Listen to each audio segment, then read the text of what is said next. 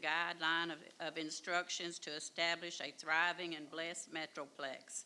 May the city of Cleveland prosper in the areas of commerce and social systems and activities. Lord, provide them with a vision for the future and a working plan to meet the needs of our ever-growing population. Lord, your word says you will command a blessing where there is unity, so I thank you that you impart a spirit of unity to each and every city leader, that they will have singleness of purpose and vision and will be flexible and find points of agreement. May each leader govern with compassion and honesty so our city will have a safe, prosperous, and welcoming community, a place where families will want to raise their children because we have a safe and excellent school system, a city where new businesses are welcomed and created, a city where the well-being of our residents are considered a top priority, a township where the houses of worship are deemed necessary and essential for the growth and well-being of its citizens. I thank you, Lord, that you have commanded the blessings on our city and upon our city leaders. And I pray and make these requests tonight in the name of Jesus. Amen. I pledge allegiance to the flag of the United States of America and to the republic for which it stands, one nation, under God, indivisible, with liberty and justice for all. Now the Texas pledge. Honor the Texas flag. I pledge allegiance to thee, Texas, one state, under God, one and indivisible.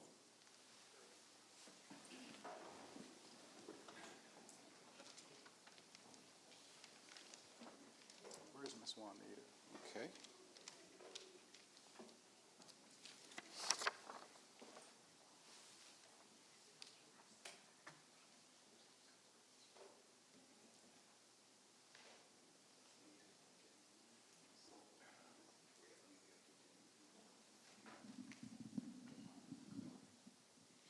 Okay, we have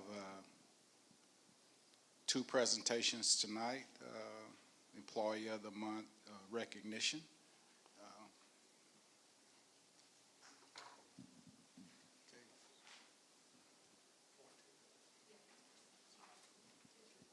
Okay. We got. Okay. Go, Mayor. Okay. City of Cleveland Employee of the Month, May 2026. This certificate proudly presents Stephen Sims for your exceptional performance this month in appreciation of your loyalty and achieving company goals. Danny Lee, Mayor, Lee Tipton, City Manager, Stephen Sims. And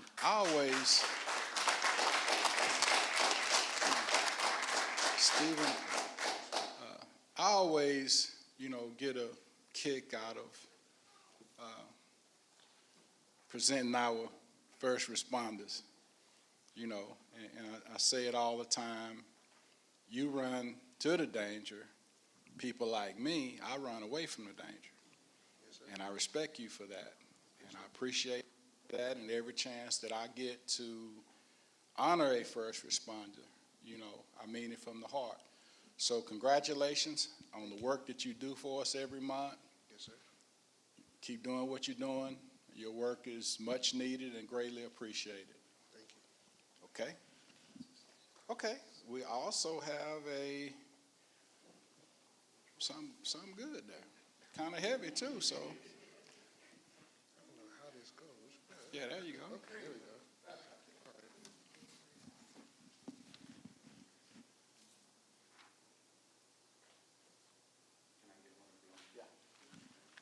right. Okay.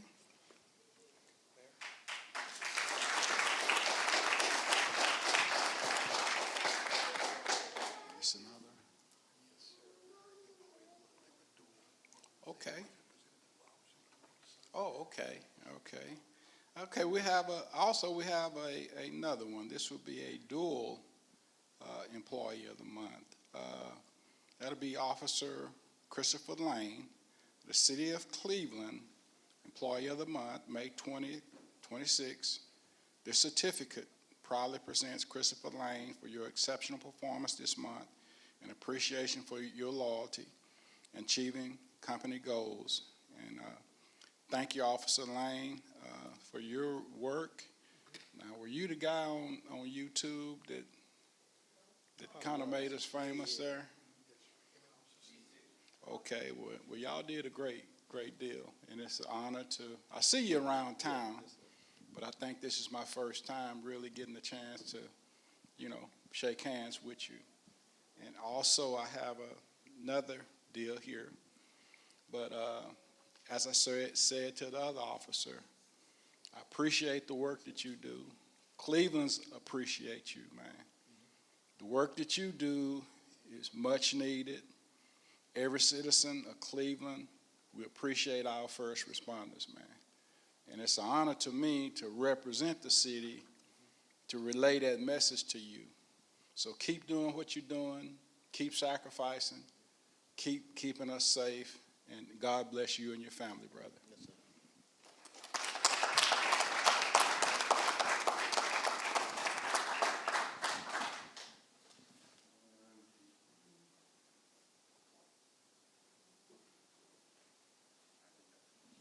Okay.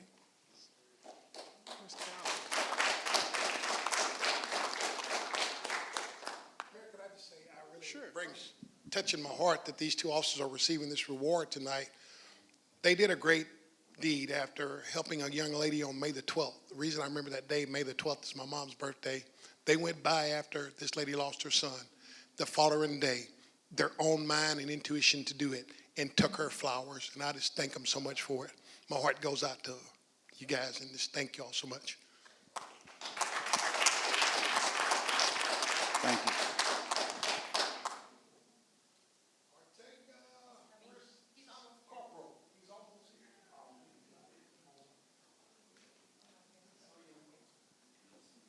Is he close by? Okay.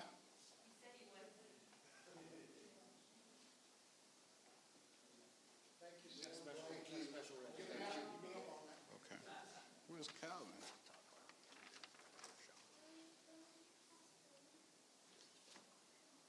Okay.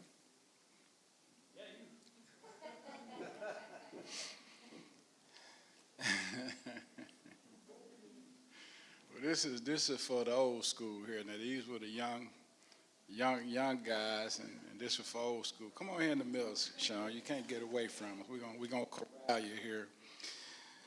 The Commission of Professional Credentialing has awarded Fire Chief Sean Anderson the professional designation of Chief Fire Officer on June 4th, 2026. Following an extensive peer review process, this designation recognizes demonstrated excellence in 7 measured components: experience, education, professional development, professional contributions, association membership, community involvement, technical competence. In receiving this designation, Fire Chief Sean Anderson became one of approximately 4,500 CFOs nationwide. Meeting these stringent requirements will allow Fire Chief Anderson to bring a higher level of professionalism and service to the city of Cleveland and the surrounding communities. Chief Anderson, we go way back. Yes, sir.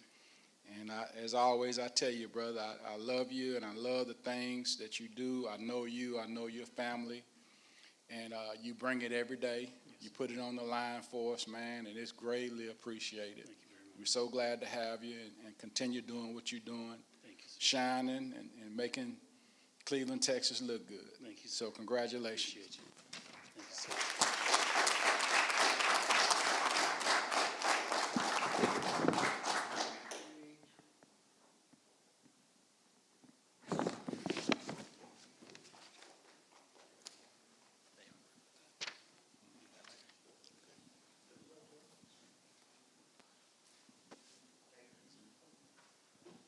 Is that him? Oh, okay.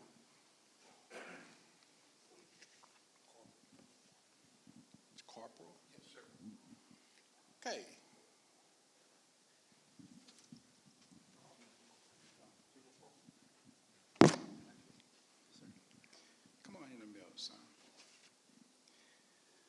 The City of Cleveland, this certifies Charles Ortega has successfully completed 10 years of employment with the City of Cleveland and is therefore awarded the Certificate of Appreciation dated this day, 16th day of June, 2026. Danny Lee, Mayor, Lee Tipton, City Manager, Corporal Ortega, it's an honor and a pleasure, man, to honor you. Thank you. And I said earlier to the other two gentlemen, it's always a pleasure for me to honor first responders. I truly admire the makeup that it takes, the courage that it takes to put it on the line every day. And I'm just thankful and blessed, to be able to give you this honor on behalf of the citizens of Cleveland. We appreciate the work that you do. It's just appreciated. Yes, And thank you from the bottom of my heart. well, thank you. Yes, sir. Thank you very much. Oh, wow. Okay. Hold it like this.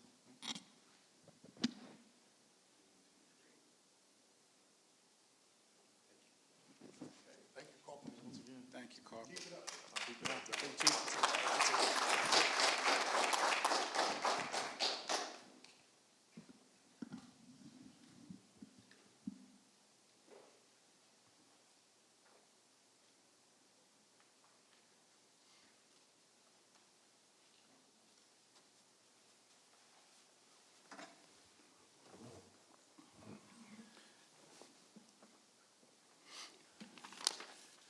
Okay.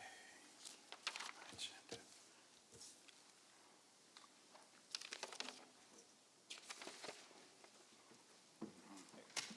No, it's right here. Oh, excuse me. Okay. Okay, with all the presentations out of the way, now we'll move along to public comments. Members of the public may address the city council regarding posted agenda items before or during the council's consideration of the item as permitted by the Texas Open Meetings Act. Members of the public may also address the city council on matters of city business during the designated public comment period. The city council may not deliberate or take action on any matter posted on the agenda except as authorized by Texas law. Individuals wishing to speak must be recognized by the presiding officer. Public comments are limited to 3 minutes per speaker unless otherwise authorized by the presiding officer pursuant to the adopted meeting rules and applicable law. Okay, tonight we have Mr. Michael Buckley, 115 Guyler Avenue, Cleveland, Texas. Mr. Buckley.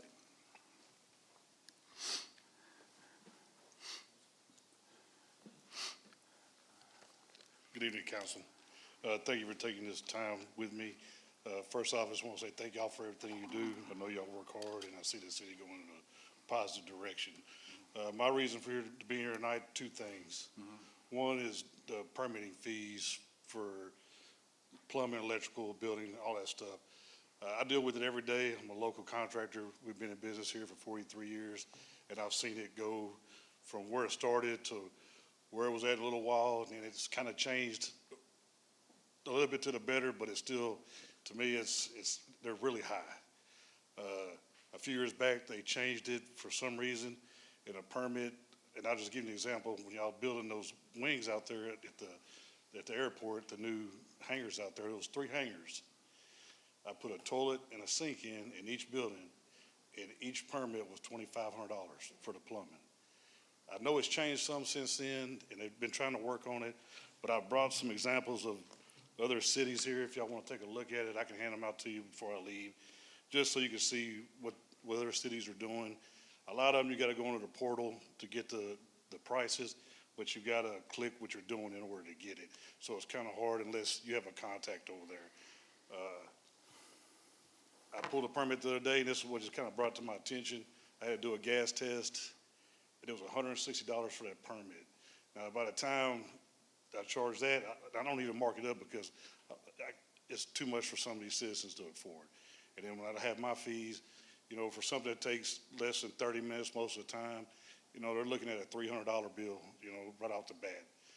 I know the city has to pay the third party to do the inspections, but I think our fees are just a little bit high. Really, not a little bit, but they're up there compared to some cities. City of Houston, you know, you're probably right there comparable with City of Houston. Tomball, kind of, you know, we're way above them. Conroe, we're above them. Dayton, we're above them. South Houston, we're above them. I just took a few here so y'all can see. Other than that, that's just what I wanted to bring to y'all's attention. Maybe y'all can consider looking into this matter and trying to do something to get these kind of corrected. Prior to, probably I think 10, ours was set up kind of similar to Dayton's. So when you look at their permit and you see their fees, that's about how our city used to be. Now, it's a lot different. Then my second thing is the youth baseball. The only reason why I bring this up, you know, I was on the board prior to it moving over to the park.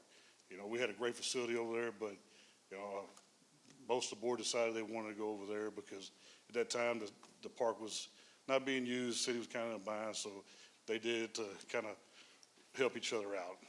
Me, I was against it because of what we had over there to begin with. But now, and the reason why I bring it up, you have all-stars. Is my time up? Go ahead. All right, you have all-star teams going on right now. In order for them to keep practicing to move on to the next level, they have to rent the fields in order to keep playing. When we had the other facility, they didn't have that problem. They had access to the fields. And I know y'all have some scheduling conflicts and stuff that y'all need to work out and get that stuff done because it comes from both sides. But these are our kids, our future, our community. You know, a lot of them, they don't have good home lives. Some of them don't have any structure. So this is their outlet. And then when they're not able to get out there and do this stuff, it takes away from them. And kids are deep to my heart, man, because I like to see them succeed. I coached for 25 years. My son, my daughter, and I still have kids coming up to me from back then, you know, hey, coach, thank you for everything. So I just think we need to see what we can do to try to keep it where these kids can keep using these fields, you know, during these times. Myself, you know, my son, he helped out when I coached. You know, we brought 2 girls teams to the World Series.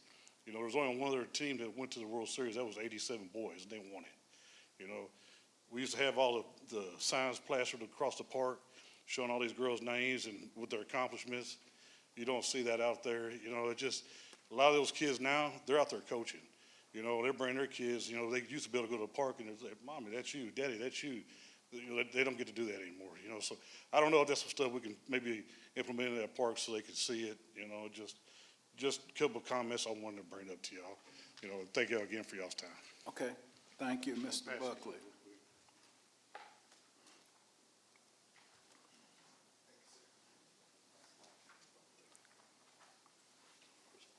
Thank you, Mike. Thank you, Mike.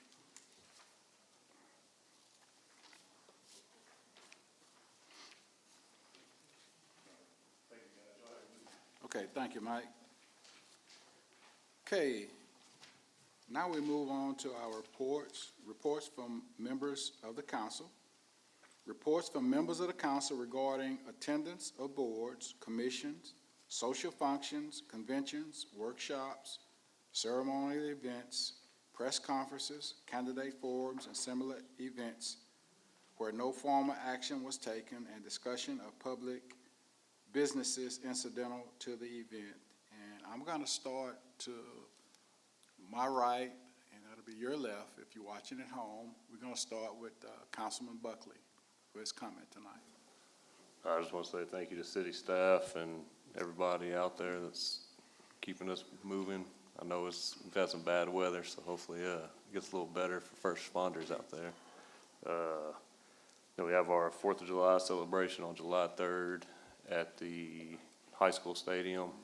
And then I just also want to give a shout out to all the Little League teams that did compete past few weekends in district tournaments, and the ones that progressed into the state and regional tournaments. Hopefully they do good and make Cleveland proud. So good luck to them.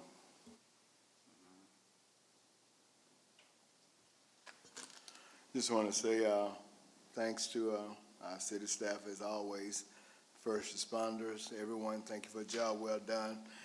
And just be careful out there because this rain is here and it's still coming, so please be safe and look out for everybody else, not just for yourself. Look out for your neighbors also, because we have a lot of elderly people here in town, and we need to kind of look out for them also.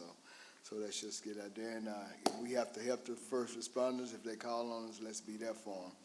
That's all I have to say. Thank you. Okay, Mr. McWaters. I want to echo what my colleagues have said about our city staff and first responders throughout. And yes, echo too, our 4th of July celebration coming up on the 3rd. It's 250th anniversary, as you all know, so let's go out and support and say thanks for the wonderful country that we live in, because I think it's going to be a spectacular celebration on the 3rd. Okay, we're gonna go down to the far left, your right, Dr. Clark.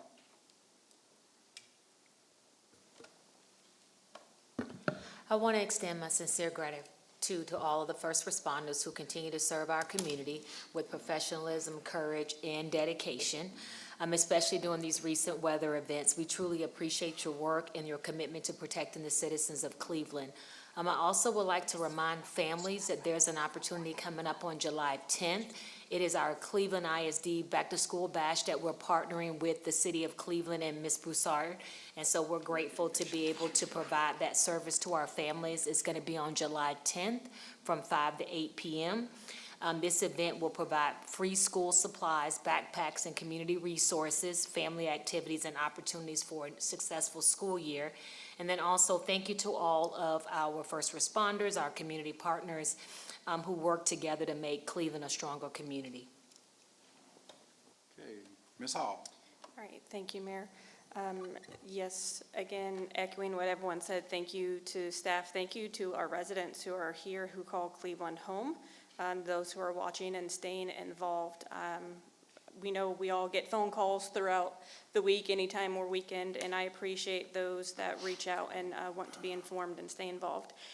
Additionally, within the local community, as far as things going on, our local VFW post, which I believe is VFW post 1839, if you want to look it up on social media, Facebook, this is their 90th anniversary. And I believe they've kicked off a campaign to raise $90,000 in the next year through different raffles and other events that they have going on. They also have a community events going on, including, I believe, on the afternoon of July 4th. They have like a bring the family out, have food and games and all of the things at the VFW post. So in addition to the July 3rd city celebration, we have a July 4th celebration at the VFW post. And then I'm forgetting the date, but we have the American Red Cross, who is actively trying to develop stronger partnerships within the city and get volunteers, and they did like an open house, or they're about to. Again, I need to double check that date, but if you missed the opportunity to attend, I believe it was held or will be held at Cleveland's First Baptist Church. You can always reach out. The gentleman is a local business owner who represents the American Red Cross, and they have been great partners, especially with storm season. So whatever we can do to support them, as well as get people who want to be volunteers in the community, I encourage people to look that up. And that's all that I have. Thank you. Okay, we're gonna go back to Mr. Warwick. He had another word. Yes, I forgot one announcement, that we will be having Family Day in the Park this Saturday at Samuel Wally Park. It's Family Day, and everyone is invited. And what it is that it's a Juneteenth celebration, and it's called Family Day, and it will begin at 11 o'clock on Saturday. The parade will line up at the MLK Pavilion over off Martin Luther King, and then it will go around the city. Then we will come back to the park, and we have different speakers. We will have food and different activities for kids and adults and everyone. It's just going to be a great family day. So bring your lawn chairs out just to have fun, and bring your kids out to enjoy. And we will have food at 1 o'clock and food at 3 o'clock. We'll be serving twice on Saturday. And so just come out. But we would love for you all, especially my council members, to be in the parade that starts at 11 o'clock. If you're able to be there, please come out and be with us. And also, I just want to iterate that Dr. Clark will be one of our guest speakers on Saturday also for this event, okay? So if you have a chance, please come out and just enjoy Family Day. Bring your family out and enjoy Family Day with all of us in the park. Okay, I have a couple of things. I have another one here. I'd like to recognize a recent accomplishment by our city staff. The City of Cleveland recently received an award of excellence from the Texas Association of Municipal Information Officers for our new community logo. And it's something that we're all very proud of, and you see it on our new shirts, you see it all around town. This statewide recognition reflects the hard work and creativity that went into our community, branding the initiative and the pride we all share in Cleveland. Congratulations to everyone involved, and thank you for helping tell the story of our community. The rebranding advisory committee was Preston Boswick, Michael Buckley, Ashley Broussard Carter, Brian Garcia, Victoria Good, Scott Lambert, Emilio Lavario, Heidi Souls, Chuck Thompson, and Angela Valdez, and also Miss Courtney Phipps. I'd just like to thank each and every one of you for the time and the effort that you all gave. And I've heard nothing but great things about the new logo, the new Cleveland logo. And one other thing, I just kind of want to reach out. Hopefully we have some people watching that'll watch this. But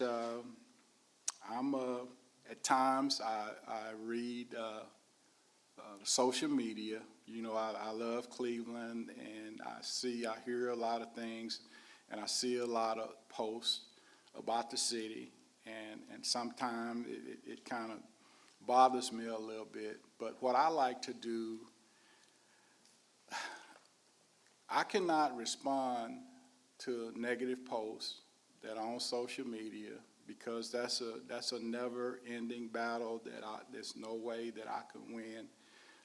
From day one, from the first day that I set foot in City Hall as a councilman back in 2018, I said that number one, I believe in a trust. I believe in building relationships. I believe in transparency. I believe in accountability. And if you have any problem with the city, something that we're doing, if you have an idea that we can do, every month we have the Coffee with the Mayor, and we've been getting a tremendous, turnout for those. But those of you that can't make it to Coffee with the Mayor, I have a open door policy. Let me know. I will set up a meeting with you here at City Hall, local coffee shop, wherever you feel comfortable at.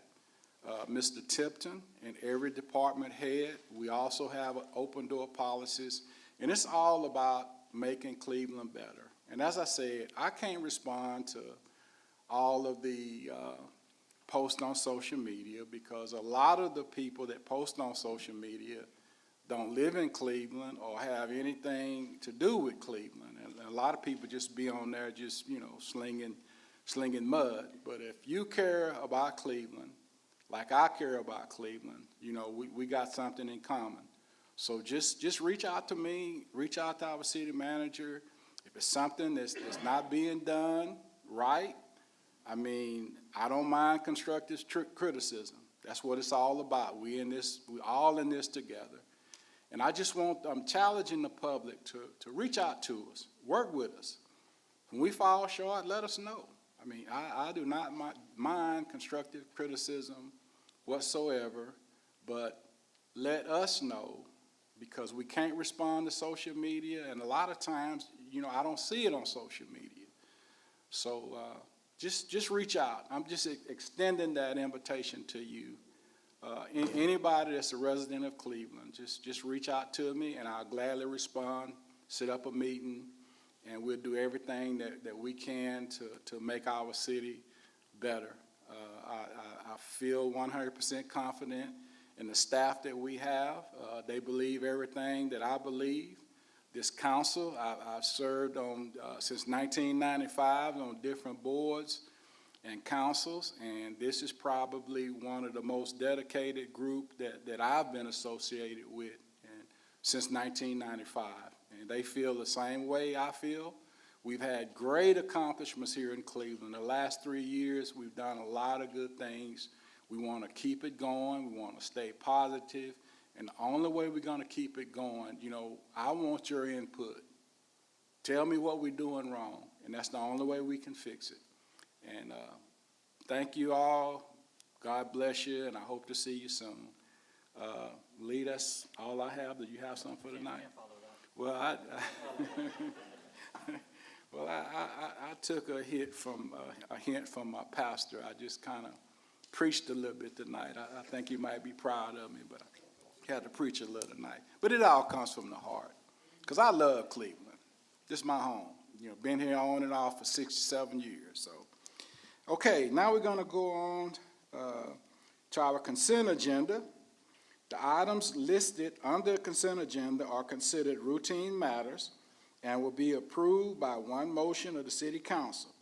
A council member may request that any item be removed from the consent agenda for separate discussion and consideration. So we've all had our agendas since Thursday. Is there any item that you like pulled out for separate discussions, or do I have a motion? Mr. Mayor, Yes, ma'am? I would like to ask if we could remove item 5 Sure. for further discussion. Okay, that will work. So do I'll I make a have? motion that we approve the consent agenda items other than 5. Okay. Second. Okay, I have a motion by Ms. Hall. I have a second by Mr. Buckley to approve all items except item 5. All those in favor? Okay, none opposed. Motion carries 6-0. Now we move on to item number 5, approval for staff to move forward with the replacement and repairs to bar screen and compactor at East Wastewater Treatment Plant. Mr. Brooks.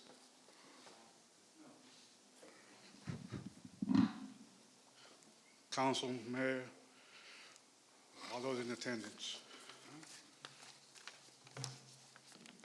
Staff is requesting your approval to move forward with replacing the bar screen at the East Plant.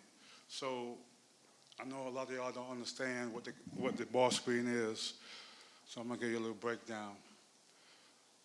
All the flow that comes from the collection system in the city goes to the sewer plant.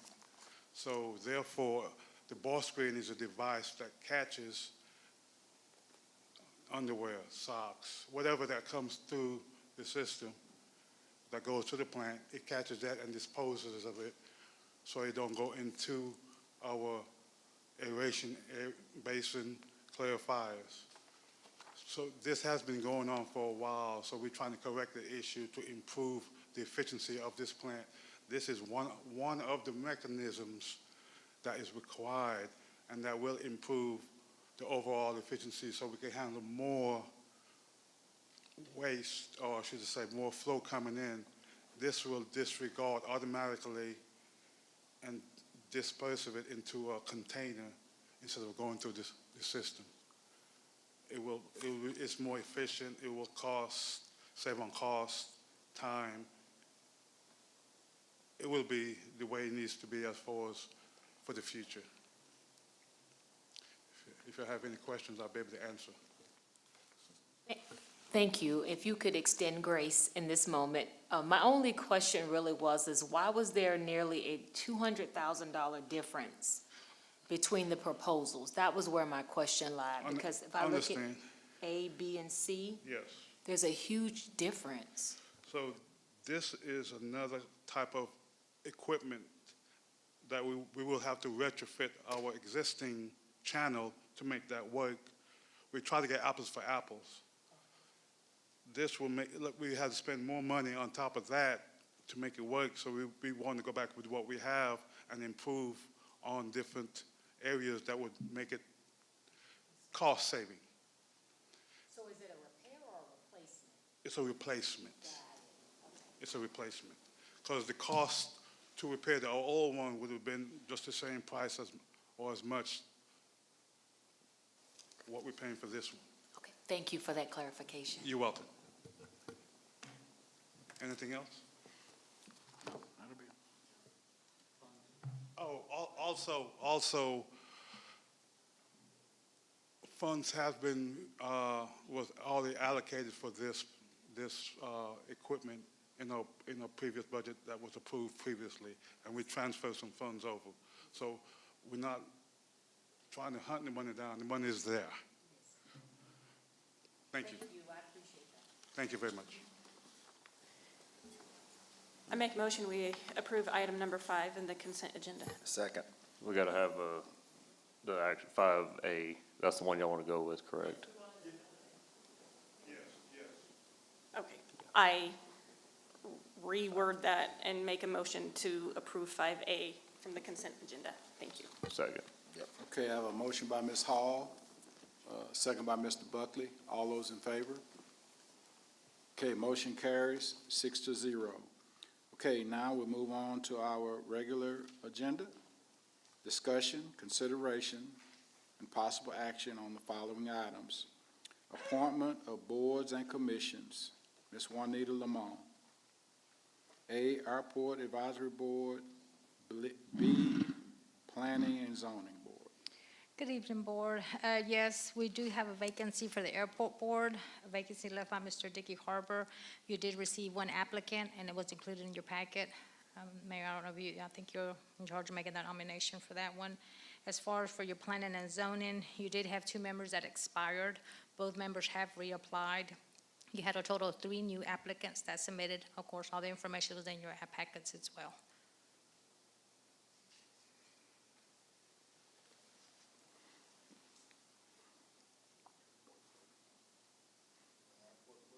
Yeah, we could take the airport first. But don't, I think you Yes, you have to your appoint the airport. I think that's your decision. Well, it's my decision, but Julius is on the airport board and Andy Miller. Okay. Gonna make the motion? Yeah.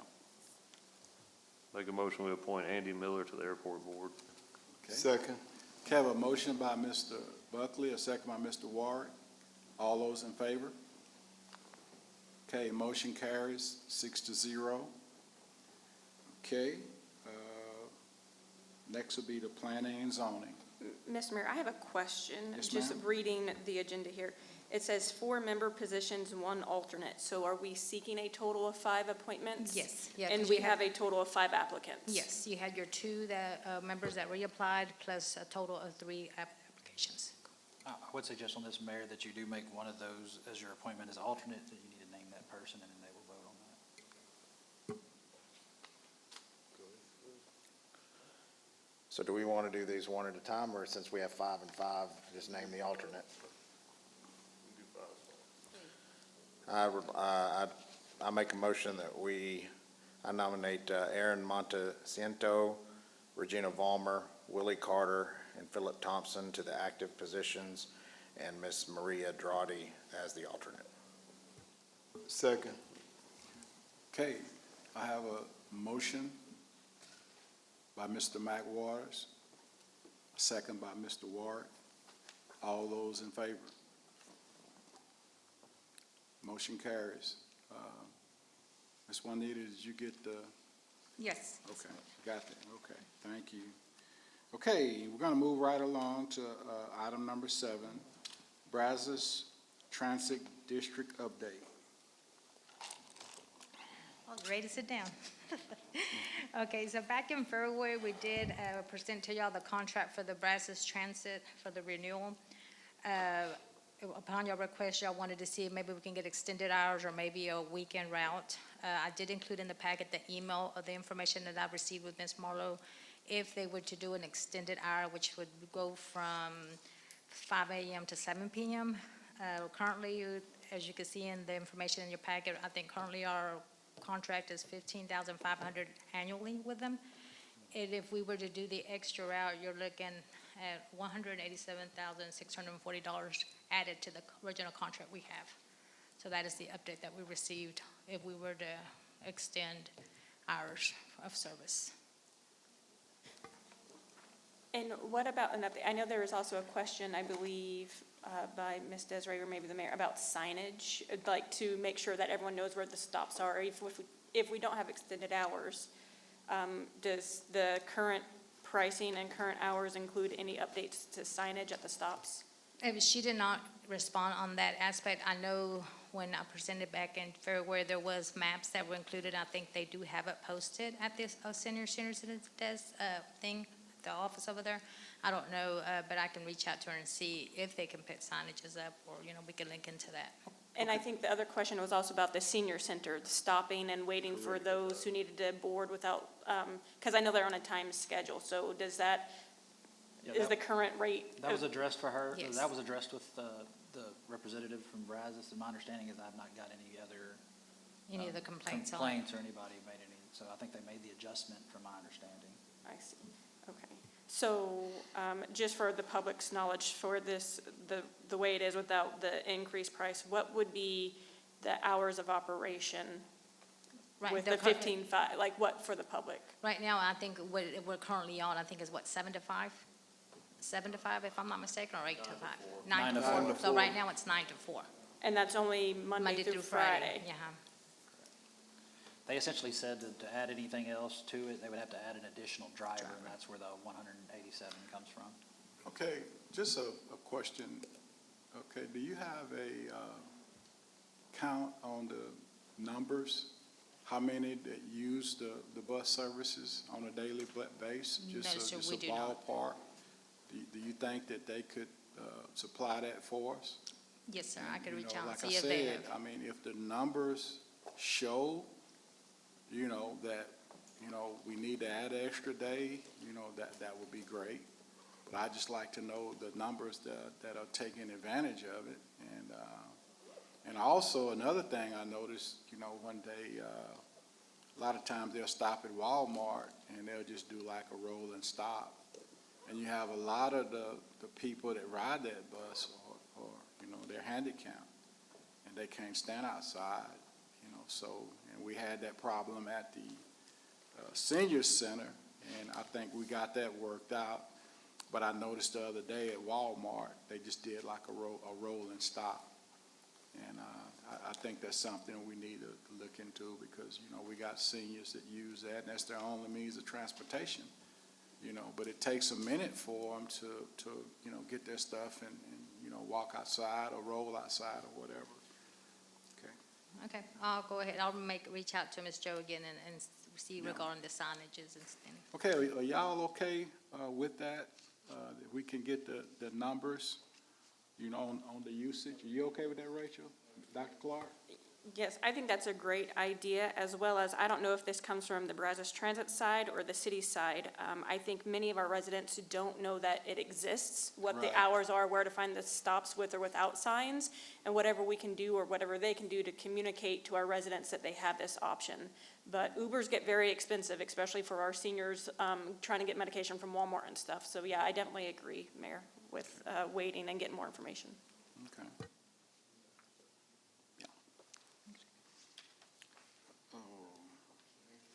Okay, thank you, Ms. Juanita.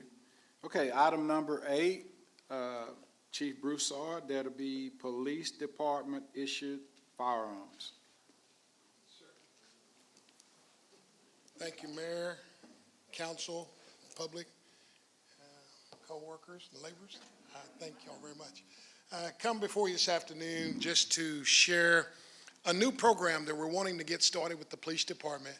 It is a very good program that a lot of agencies currently use by having standardized issued firearms.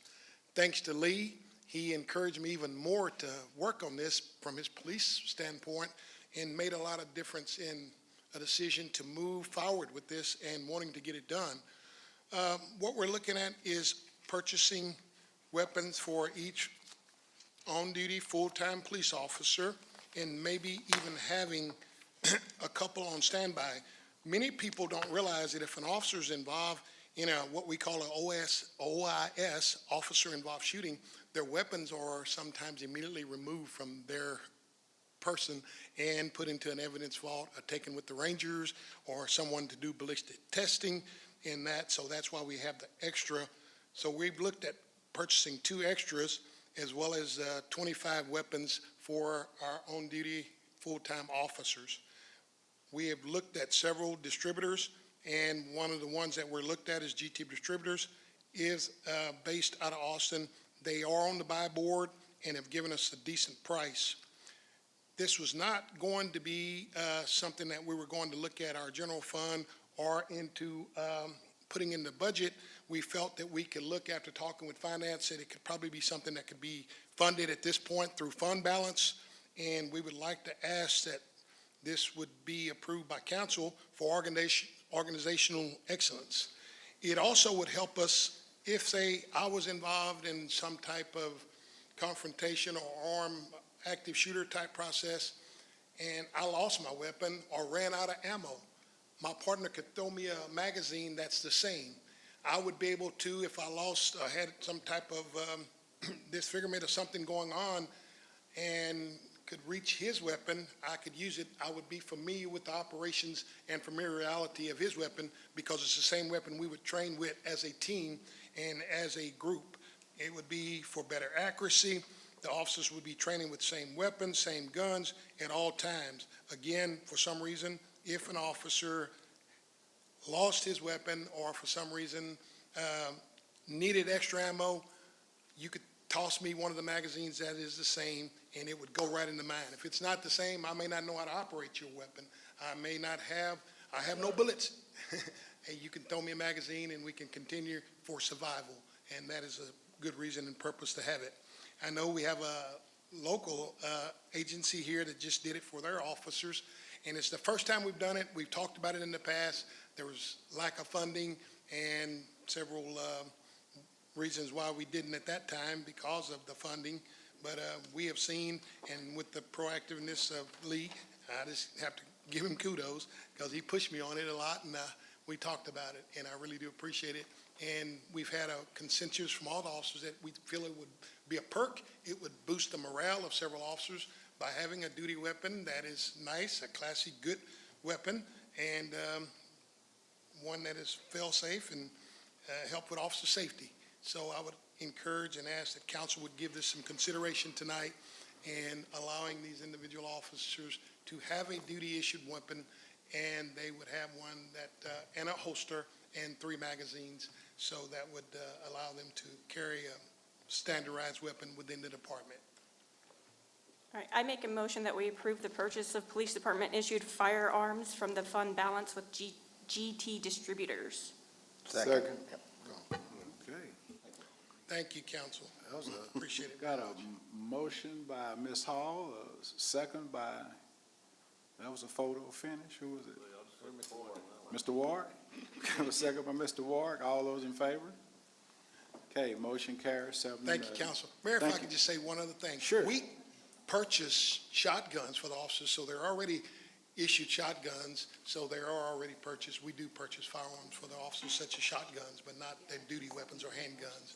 So I just wanted to mention that as well. Well, Chief, I just want to, add something to that. I'm not big on the firearms. I know very little about firearms.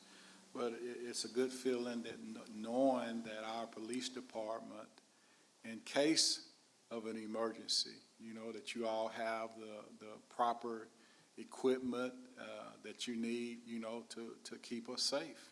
Right. I mean, that's another plus for Cleveland, that we have that funding now, that we can provide you all with the best equipment.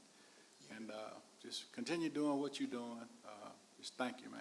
Yes, sir. I thank my team as well, Sergeant Edwards, Captain Phelps for helping with this decision. All right. Mr. Mayor, quick question, sorry. I did make the motion, and it's still on the table. I know we moved to the vote, but on the discussion part, I believe that Dr. Clark had a question that she wanted to ask, and I want to make sure she got that opportunity. Yes, yes, I'm ma'am. gonna just keep asking, extend grace. Sure. No. So my question is, I'm in agreement with it, absolutely, but my question is, the current firearms that the police officers have, they purchase those themselves? Yes, ma'am. Okay, Yes, ma'am. okay, then my And next we question buy is like 11 irrelevant. different styles of Yes, sir. ammunition and caliber. Yes, sir. This would standardize it all down to one 9mm caliber. We could purchase one bullet. We probably could buy in more bulk and come up with a big savings. No, that's great. I didn't know if those weapons were purchased for them, because I was gonna ask, is there like a trade-in for the current weapons, but they already belong to the officers, so Yes. no, thank you. You're welcome, Doctor. Okay. We have a motion and a second. We voted on it, right? Okay, we got it. Yeah. We already, yeah, okay. Number 9, Dr. Clark. Sir. That was a good question. Yeah. But I have an extended question. So okay, we approved this, so, Chief, you buy these weapons. Is there like a shelf life? After 5 years, then we buy new weapons? Does this company allow us to do a buyback where we can trade these weapons in and get a credit for new weapons? Like, how do you continue to replenish this over time?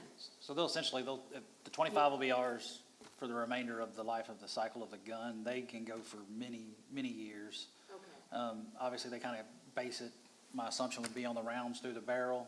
But you could replace the barrel, you don't have to replace the whole gun, in essence. Got it. This all kind of got spurred up because some of the officers had carried a gun that was having a lot of misfires nationwide. So that's what kind of spurred this. We wanted to make sure they all had the same reliable gun, so they did a lot of research. And that's, Okay. I like the idea. I just wanted to see if there was a process there. How do we continue to make sure that you're using vehicles not vehicles, excuse me, but you're using weapons that are at the highest quality? no, absolutely, yeah. Okay. And in the future, they will do a buyback. Yeah, essentially. Sorry that the gun is doing something it should be doing. Yes, sir. They will in the future. Yes, sir. All right, good job. Okay, we're gonna move on to item number 9. Consider and take possible action on the amendment of the city's purchasing policy regarding council approval of grant-funded project expenditures. Good Ms. evening, Ms. Mayor. Pam Harrison, go ahead. Good evening, Mayor, Council. This amendment to the purchasing policy was a recommendation by our current auditor. We have, as you know, several grants that are in the process, and as the construction takes off, a lot of those invoices are over the $50,000 threshold that our current policy has in place. So what we're asking for in the backup that you can see I have everything highlighted and in red, the amendments to the current policy. The first portion, I don't have page numbers, I'm sorry, but the first portion that says, on the page where it says purchases greater than 50,000, this would just allow us to approve the grant project as a whole and not have to bring every invoice back to council. I'm not opposed to bringing anything to council for approval, but what happens with the grants when they're through GLO and TDA, once the money is deposited into our account, we have 3 or 5 days to cut the check. So there's not enough time for us to bring the invoices back to council before we, in order to meet those requirements that are put in place. So this is only going to allow us to submit those construction invoices to AP to be paid and meet those deadlines as put in place by TDA and GLO. So it's not taking away the $50,000 requirement for anyone else. Some of y'all may know that the legislation put to where we can actually do up to $100,000 without bidding it out or bringing it back to council. But we've talked with Lee and I've spoke to some of the staff, and we're okay with keeping the $50,000 for the city, even though the state doesn't require it, because we're a small town. And we shouldn't be making $100,000 purchases without y'all's knowledge. So we're not gonna take the $50,000 out across the board. It will strictly be for grants, but you will approve the project in the beginning, and if there's any amendments or change orders to the grant, that will be brought back to you guys for approval before we submit it. The only other change that I did put in place, that I'm requesting, is that right now we have it to where the purchasing policy, it is written to be approved annually by city council. That's not normal practice. That's something that was put in place, but we don't change this often. So we don't want to continue to bring something across your desk that hasn't been amended. So what we're asking is just to change the verbiage instead of approving it annually. Just if there's no changes, or if there is, that we only bring it back for you guys to approve any changes that are made. So if we don't change it for 5 years, you guys won't see it for 5 years. But if there's any change, no matter how great or small, it will come back to council for approval. Those are the only two things. We did speak, getting ahead of myself, but at the beginning of the budget year, we will bring it back in September for possibly lowering the amount that requires a bid. Right now, it's at 5,000. I've talked to staff and Lee, and we will eventually bring it back to lower that, but at this time, we're not requesting that. Oh, yeah, I'm sorry, I do have a question here, or just kind of clarification, just so I understand it. It says the revision would allow the projects as a whole to be approved, and I see that in keeping it at the 50,000. I guess I'm trying to figure out how to ask this. So will we see like a line item when we approve it? Like if they say, we're gonna go for a grant and we want 100 new police cars on a grant or something, right? Will we see all the costs when it's presented to us, or are we just gonna hear an idea and we're gonna say, yeah, that's a good idea, look into it, and then all of a sudden you've got up to $100,000 to spend? You would get How does the that? exact amount. Any grant that we receive, it gives us the amount for engineering, it gives us the construction amount, it gives us the administrative portion of that grant. It tells us exactly how it has to be broken out, and that is what council will be presented with. So Everything- there won't be any surprises. You'll know exactly what's allocated to what line item. Everything that we currently do remains the same. This is just to pay once we get to the construction portion of it. Basically, we would have to call a special session every time we need to do an invoice that's over $50,000, because we're required by the grant to pay within the 3 days. I see, So okay. that's what this would be for. So would this motion be to approve this amendment only for grant-funded projects, is what you Yes, said? only Okay. only grant funded. This is GLO. not And- the day-to-day operations. And then the other one where it says to not come back unless there's a policy like amendment. So is it like a two-part? It's a grant and a policy thing. So is that one motion or two? No. So, no, this is one Oh. part. This is just one motion to amend the Update. purchasing policy. That's all. Okay. All of this is purchasing policy, so it's just one motion. Okay, all right. Thank you for the clarification. Yes, ma'am. Make a motion, we approve the amendment to the city purchasing policy. Second. Okay, I have a motion by Mr. Mac Waters, a second by Mr. Warwick. All those in favor? Okay, motion carries 6-0. Ms. Thank you. Pam, before you leave, I just want to express to the council, we're getting kicked off, a lot of these grants, and I'm just really excited about it. And I think it's going to show up, that we finally, and I know that, you spend a lot of time on that, a lot of tedious work that you have to do.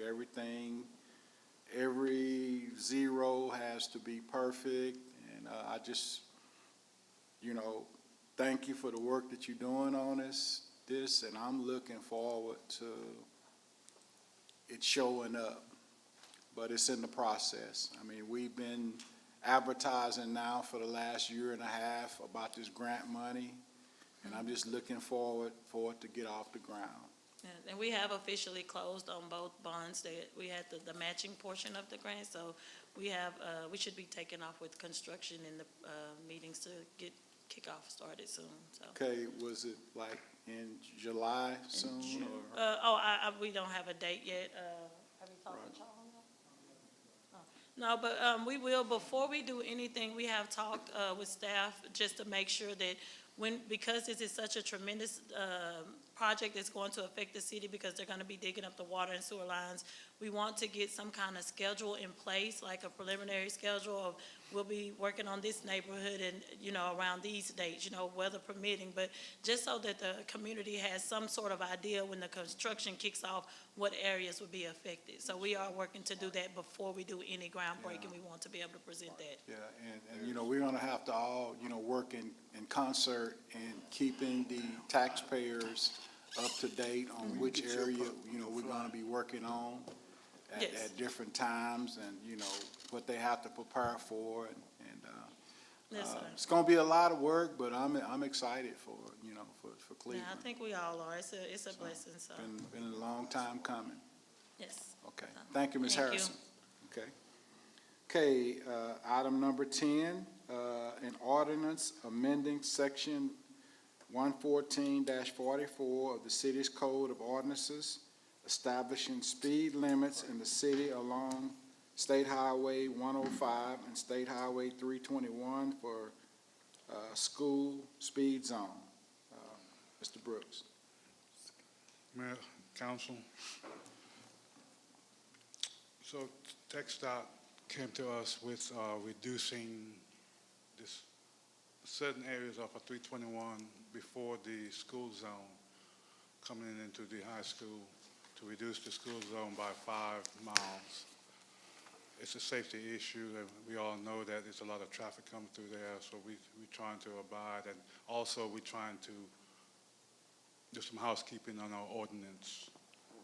And so we're trying to ask for your approval to approve this ordinance change from being 55 miles from, should say, east of 318 on 321, right before the school zone past Grand Oaks. We're requesting you to approve this ordinance, just to update this ordinance for the housekeeping cleaning. What's the area? On 321, 105. I know that, but I'm saying, but how far? From west of 318 on 321, Okay,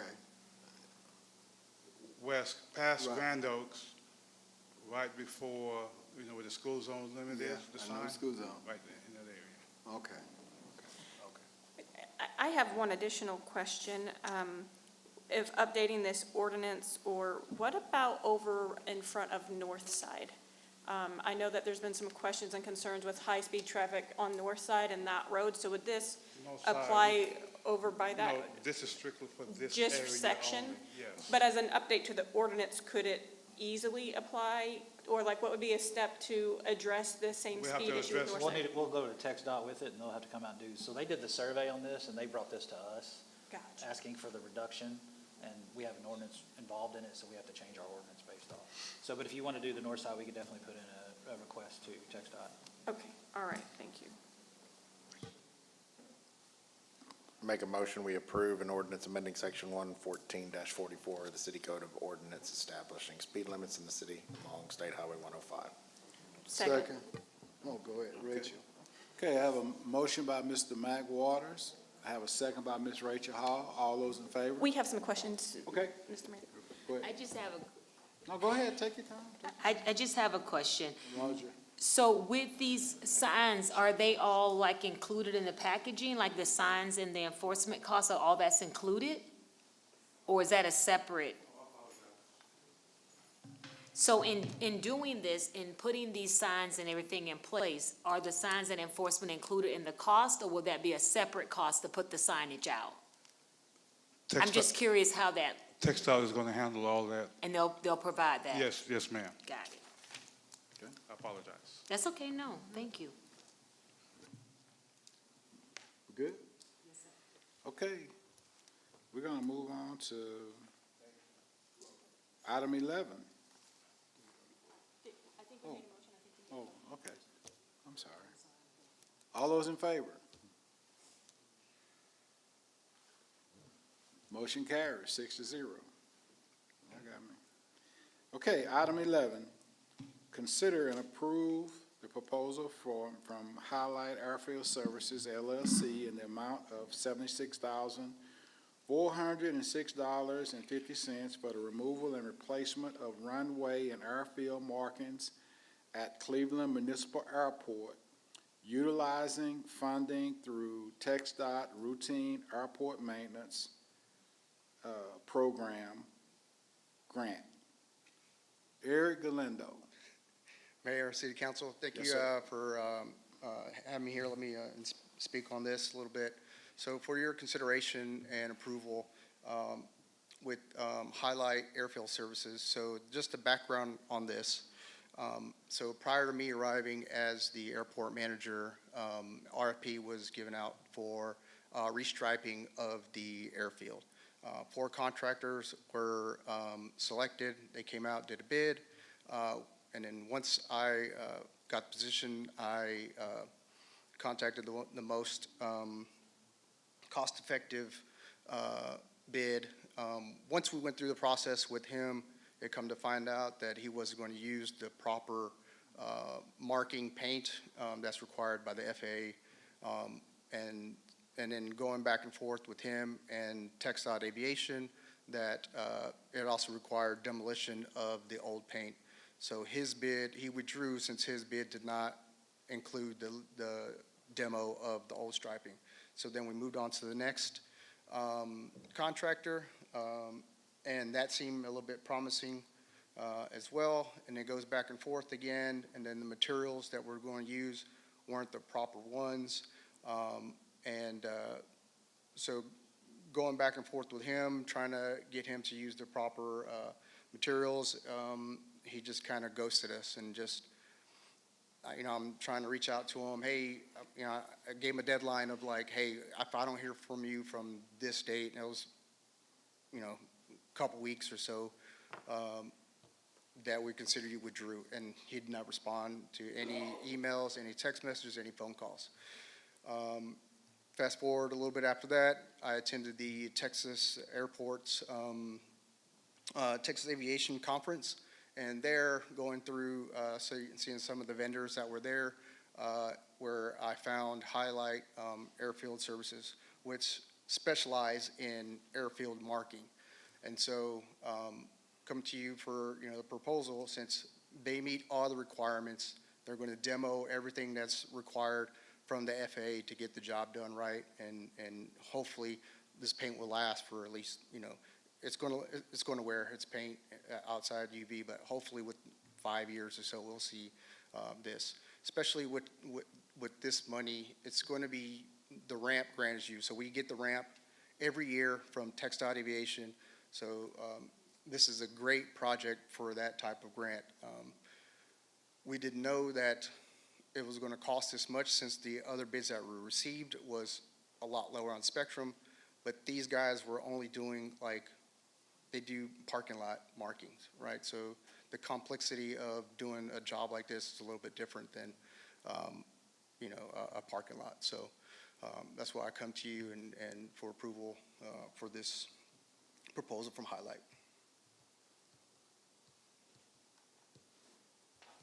And it meets all the requirements to secure the grant funding from the ramp program. Correct, yep. I'll make a motion, we approve the proposal for the Highlight Airfield Services in 76406. Second. Okay, I have a motion by Mr. Yeah, okay. No, Dr. Clark. So thank you for being gracious. With this grant, is it 100% covered, or does the city have to match it? It's a 90-10 grant. It's annual maintenance. Thank you.